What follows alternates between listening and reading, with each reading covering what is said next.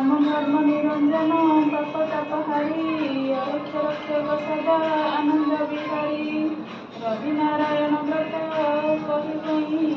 कर देव अनुग्रह प्रार्थना करई भविष्यत अनुराजा अगस्त्य मुनि चरण प्रणाम करी पूछती ए वाक्य आहु मुनि महापाप काहाकु कहती केउं पुण्य व्रत कले से पापु तरती राजा वाक्य कुंभसूत कहती ए बाणी जहा पचारिले ताहा शुणु मुक्तमणि गोहत्या जे ब्रह्म हत्या नारी हत्या जान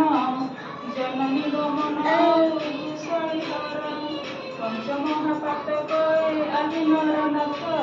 जन्म जन्मांतरे नुहति निकटम शिशु हत्या कहीं संगे समान तई कले ही पाप भर नरक पड़ई पुरुष कुमार जे नारी पाप चिते कुमार जे बिना दस बुझेते एपरी जेते जेते पातक अच्छई कहिदा केते हेजी आहे नरसाई